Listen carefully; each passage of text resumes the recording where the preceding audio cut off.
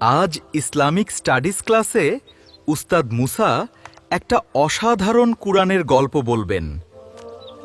উস্তাদ মুসা বললেন, আজ শুনবে নবী ইউনুস আলাইহিস সালাম এবং বিশাল মাছের গল্প। ওয়াও, এটা শুনতে দারুণ।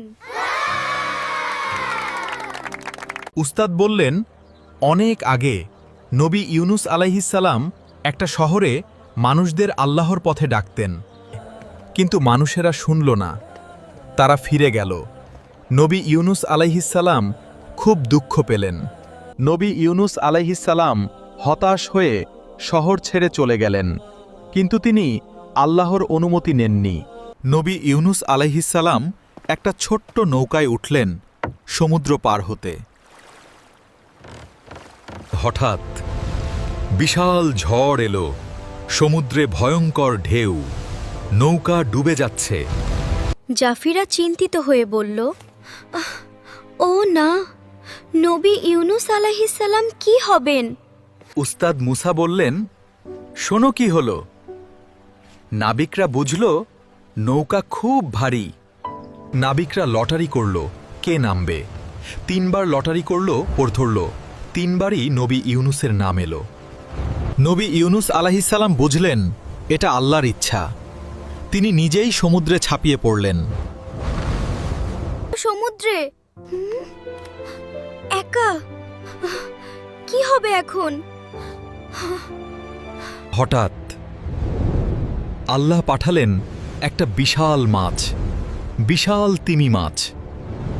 মাছটা নবী ইউনুস আলাইহিস সালামকে গিলে ফেলল, কিন্তু আল্লাহ মাছকে আদেশ দিলেন, তাকে আঘাত করো না। সুবহানাল্লাহ, মাছের পেটে জীবিত? মাছের পেটে ছিল ঘোর অন্ধকার, গভীর সমুদ্রের নিচে। নবী ইউনুস আলাইহিস সালাম একা।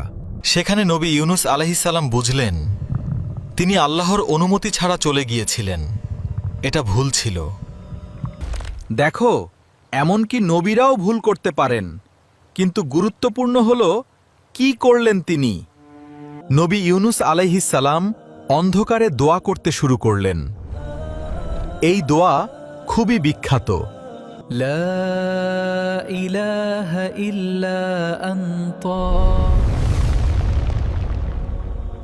সুবহানাকা, তুমি পবিত্র, সব গুণের তুমি। ইন্নী কুনতু মিনাজ জালিমিন, আমি ভুল করেছি, আমি ক্ষমা চাই। লা ইলাহা ইল্লা আনতা সুবহানাকা ইন্নী কুনতু মিনাজ জালিমিন। লা ইলাহা ইল্লা আনতা আল্লাহ নবী ইউনুসের দোয়া শুনলেন। আল্লাহ মাছকে আদেশ করলেন। বিশাল মাছ উপরে উঠতে শুরু করল, গভীর সমুদ্র থেকে উপরে আলোর দিকে। মাছ পানির উপরে এলো, ঝপাত, বিশাল স্প্ল্যাশ, সুন্দর নীল আকাশ। মাছ তীরের কাছে এলো, একটা সুন্দর সৈকতে। মাছ নবী ইউনুস আলাইহিস সালামকে বের করে দিল সৈকতে, নিরাপদ, জীবিত। সবাই খুশি হয়ে হাততালি দিল।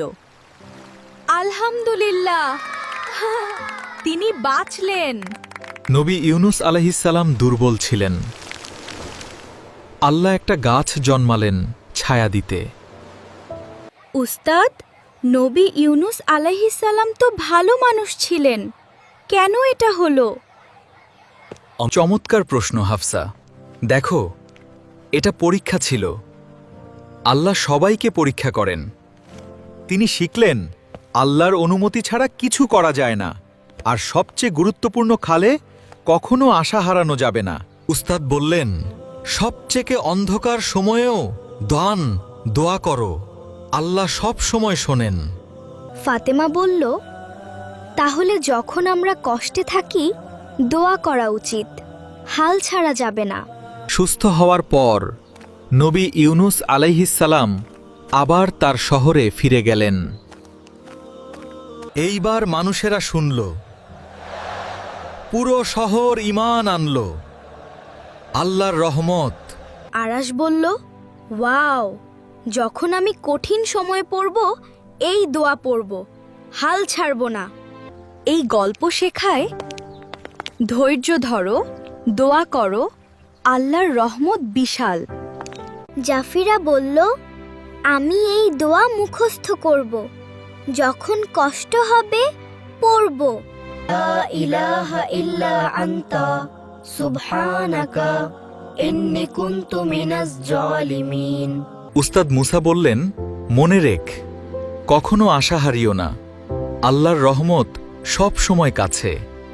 সবাই বুঝল, ধৈর্য ধরো, দোয়া করো, তওবা করো, হাল ছেড়ো না। আলহামদুলিল্লাহ।